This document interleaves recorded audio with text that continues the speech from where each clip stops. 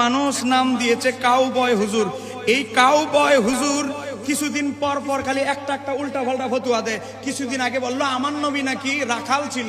একটু জোরে বলেন না নাউজুবিল্লাহ। তুই আজারিরে চেনস না? আজারিরে চেনে না। আজারিরে আল্লাহর আরশ আজিম পর্যন্ত চেনে। আরশের রব আজারি সাহেবের দি তুমি বিশ্ববিখ্যাত খেদমত এ জাতির তুমি করাও।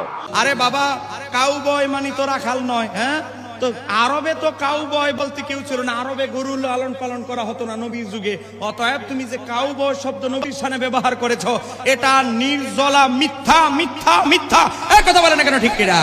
এ বাবা, এই বেচারা কিছুদিন পর পর একটা উল্টা পাল্টা ফতুয়া দেয়। এ দেখেন, নবীর ব্যাপারে এক জায়গায় বলে নবী ছিলেন কাউবয়, রাখাল। ধরে বলে না নাউজুবিল্লাহ।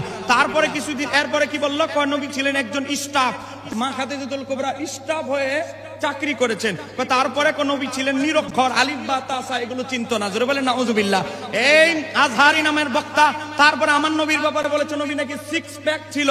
এখানে শেষ নয়, মা খাদিজাতুল কুবরার ব্যাপারে বলেছিল নবীর বিবি আমাদের মা খাদিজাতুল কুবরার শানে বলেছে মা খাদিজা নাকি ইনটেক ছিল না, ভার্জিন ছিল না, প্রৌঢ়া ছিল, বুড়ি মহিলা ছিল, ইউডু, হারবালা, বিভিন্ন শব্দ আমার নবীর বিবি মা খাদিজাতুল কুবরার শানে শব্দ ব্যবহার করেছে।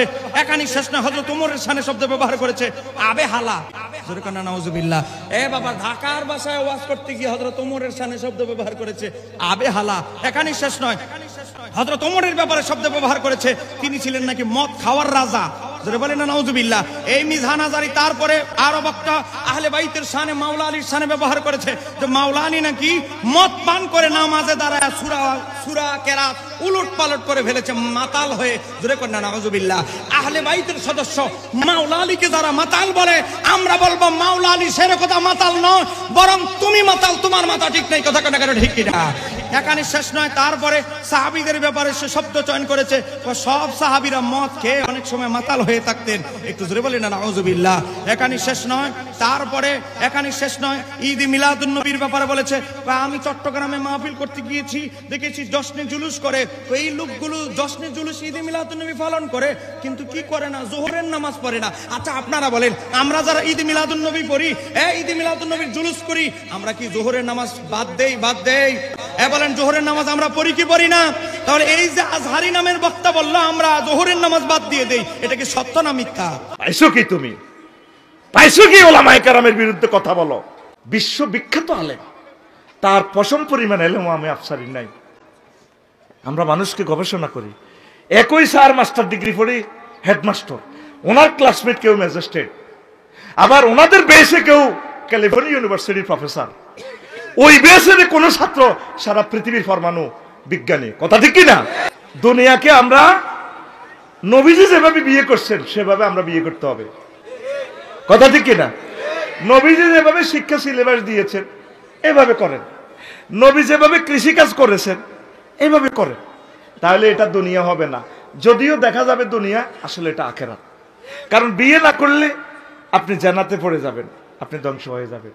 তাহলে বিয়ের অনুষ্ঠান, বিয়ের যত আইন কানুন আছে এগুলো সুন্নাহ তরিকা হোক, তাহলে পুরো বিয়েটাও ইবাদত। তারপরে পেশাব পায়খানাও ইবাদত। কি রে কয় আফসারি সাহেব, পায়খানাতে পেশাবে কেন জিকির শিখাইলো নবীজি? আল্লাহুম্মা ইন্নী আউযু বিকা মিনাল খুবসি ওয়াল খাবাইস। হিয়ানো আবার আতুডে মুনাজাত দিচ্ছে, হেলে প্যান্ট হরি যাইব, গড়ি হরি যাইব। বাবি সাহেবের লগে যখন বাসর করে যাবি বিজ্ঞান প্রযুক্তি ইউনিভার্সিটি নোয়াখালী, হিয়ানো তুই হেতিরে এনে মুনাজাত দিরি হরিচ্ছা আল্লাহুম্মা জান্নিবনি ওয়া জান্নিবাশ শাইতান ফিমা রাযাকতানা। এটা মুনাজাত দিলে কাম হইতো না, তো হাতের কাজ আছে।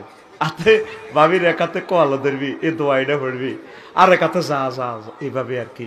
তো সেটাও ইবাদত, এটা জিকির। কেন নবী শিখাইলেন?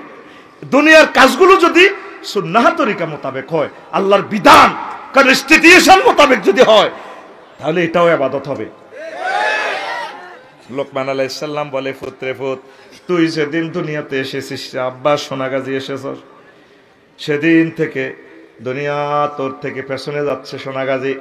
সামনে তোর দেহখানা, এই গাড়িখানা একটা জায়গা ব্রেক দিবে, সেই ব্রেক স্টেশনের নাম আখেরাত। আখেরাত ঠিক কিনা?